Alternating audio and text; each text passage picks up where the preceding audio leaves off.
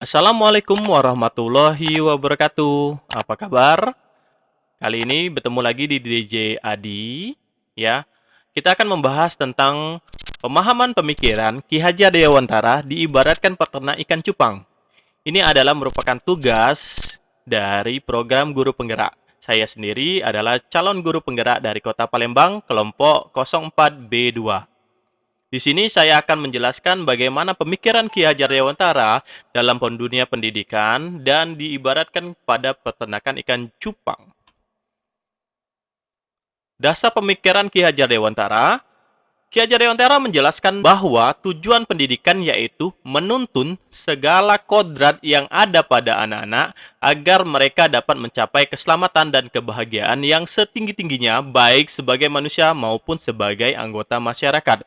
Jadi poinnya di sini adalah, jadi pendidik itu harus menuntun siswa atau anak dalam dunia pendidikan. Pendidik memahami kodrat anak, yaitu kodrat alam dan kodrat zaman. Jadi kodrat alam itu apa? Kodrat alam itu kodratnya si anak yang didapat dari Allah Subhanahu wa Ta'ala. Anak itu adalah anak orang miskin, atau anak orang kaya, atau anak memiliki kebutuhan khusus, atau anak yang normal. Itu merupakan kodrat alam. Dan kalau kodrat zaman itu adalah kodrat di mana anak itu dilahirkan pada zaman apa? Kalau zaman dulu mungkin guru sebagai pusat pendidikan, tapi kalau sekarang siswa yang sebagai pusat pendidikan. Jadi kalau dulu anak bisa dididik dengan metode keras, kalau sekarang anak mungkin tidak bisa dididik dengan metode yang keras. Ya, seperti itulah kodrat zaman. Kodrat anak diibaratkan peternak ikan cupang. Jadi kalau kodrat alam, anak itu diibaratkan ikan cupang. Ikan cupang itu memiliki banyak jenis, ya. Jadi dari jenis satu tidak mungkin menghasilkan atau menjadi jenis yang lainnya. Seperti jenis plakat tidak mungkin menjadi jenis half moon, atau jenis crowntail dan jenis tradisional atau cupang liar. Jadi kalau dia sudah dari satu jenis tidak mungkin menghasilkan jenis yang lain. Begitupun siswa. Kodrat zaman. Jadi kalau dulu pendidikan itu berpusat pada guru, bisa dididik dengan keras dan yang lain-lain. Beda dengan sekarang. Begitu juga ikan cupang. Dulu ikan cupang disebut juga ikan aduan, di mana ikan cupang itu dibeli untuk diadu, ditaruhkan, mati, dan yang sebagainya. Sekarang ikan cupang beralih menjadi ikan hias. Ikan yang dibudidayakan, dijual belikan untuk sebagai ikan hiasan. Kurang lebih seperti itu. Ajaran pendidikan Ki Hajar Dewantara. Dalam ajaran Ki Hajar Dewantara mengenal 3 semboyan. Yang pertama, Ingarso Sung Tolodo. Adalah menjadi seorang pendidik harus mampu memberikan suri tauladan bagi siswa. Ing Madyo Mangun Karso adalah bila di posisi di tengah harus juga mampu membangkitkan dan menggugah semangat siswa. Tuthuri Handayani ialah seseorang pendidik harus memberikan dorongan moral dan semangat kerja dari belakang. Pendidikan itu harus holistik. Bagaimana holistik itu? Jadi pendidikan itu berpusat pada budi pekerti, di mana pendidikan tidak hanya serta-merta melihat aspek kognitif atau kepintaran si anak dalam mata pelajaran. Di sini Ki Hajar Dewantara menjelaskan bahwa siswa harus memahami budi pekerti, harus mendapatkan pembelajaran budi pekerti dan mengaplikasikan budi pekerti. Apa saja budi pekerti itu? Cipta, rasa, dan karsa. Cipta berhubungan dengan hasil olah pikiran, logika. Rasa berhubungan dengan emosi, kepribadian, dan moralitas. Karsa berhubungan dengan motivasi dari dalam dirinya. Jadi, holistik itu juga ada hubungannya dengan center pendidikan. Jadi pendidikan itu tidak hanya ada di sekolah.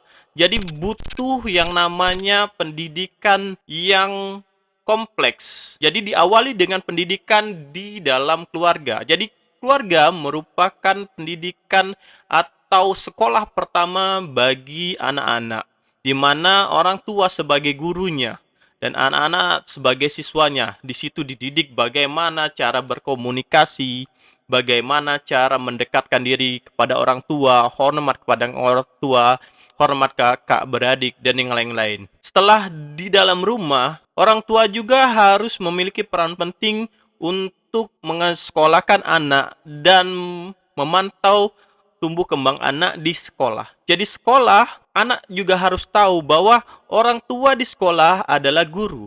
Jadi di situ anak diberi pendidikan, diberi ilmu, diberikan pendidikan budi pekerti. Tidak lupa juga peranan orang tua di lingkungan keluarga. Setelah ada lingkungan keluarga, lingkungan sekolah, butuh juga lingkungan masyarakat. Jadi masyarakat itu menentukan karakter anak juga. Pendidikan di rumah sudah bagus, sekolah sudah bagus, tapi di masyarakat sekitar itu tidak bagus, memberikan efek negatif. Jadi sebagai masyarakat, kita juga sebagai masyarakat, guru sebagai masyarakat, dan yang lain-lainnya harus memastikan pendidikan masyarakat yang baik. Kurang lebih seperti itu. Pendidikan yang berpihak kepada siswa. Ki Hajar Dewantara sangat menekankan kepada student center. Istilahnya yang beliau gunakan adalah berhamba kepada sang anak, seperti dalam kutipan asas taman siswa di awal tulisan ini. Metode Among tercermin di semboyan Tuthuri Handayani dan metode yang berhamba kepada sang anak. Berhamba kepada sang anak bukan berarti kita guru menghambakan anak, tapi kita memiliki harapan yang besar kepada siswa. Kita hanya sebagai fasilitator, kita hanya sebagai pengajar. Jadi kita utamakan kepentingan anak, anak yang menjadi center dari pembelajaran, dan biarkan anak itu berkembang sesuai dengan minat dan bakatnya. Pendidikan diibaratkan peternak ikan cupang.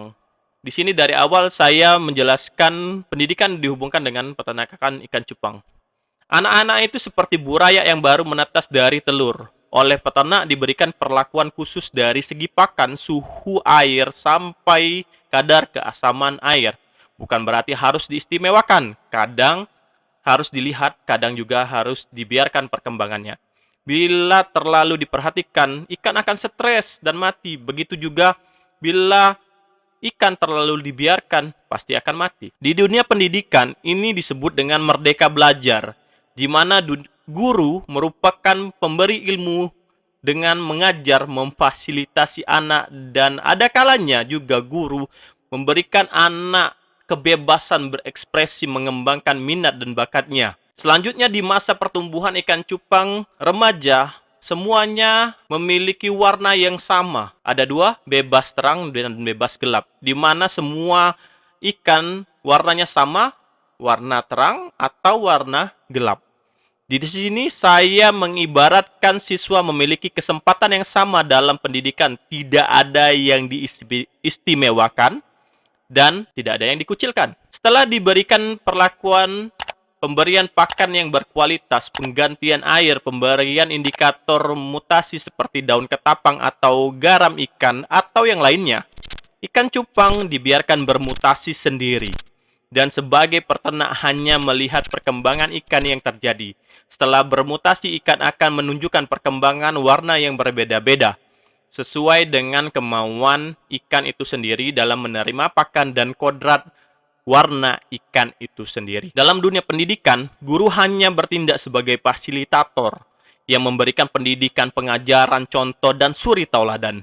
Dengan menghamba kepada anak, berharap mereka bermutasi menjadi anak yang memiliki karakter budi pekerti dan skill hingga mampu menghadapi masa depan mereka. Sesuai dengan kodrat anak, keilmuan yang diserap, serta minat dan bakat di masa sekolah. Jadi, kesimpulannya, ikan cupang yang diberi perlakuan khusus, makan yang tepat atau pakan yang tepat, serta diberikan indikator mutasi yang tepat, dan ditambah lagi dengan tangan dingin peternak, itu akan menghasilkan ikan cupang yang berkualitas, memiliki warna yang bagus, dan memiliki value atau harga yang tinggi. Sebaliknya, bila tidak diikuti dengan tangan dingin sang peternak, pakan yang tidak cukup, sudah itu perlakuan yang ala kadarnya, kadang diberi indikator mutasi atau tidak akan mungkin menjadikan ikan cupang yang dihasilkan itu adalah ikan cupang berkualitas walaupun dari indukan yang mahal atau yang berkualitas. Nah, disinilah perumpamaan saya menyamakan pendidikan itu ibarat peternakan ikan cupang. Terima kasih. Jangan lupa subscribe, like, komen, dan share. Salam DJ Adi. Berbagi ilmu sama dengan menuai pahala. Wassalamualaikum warahmatullahi wabarakatuh.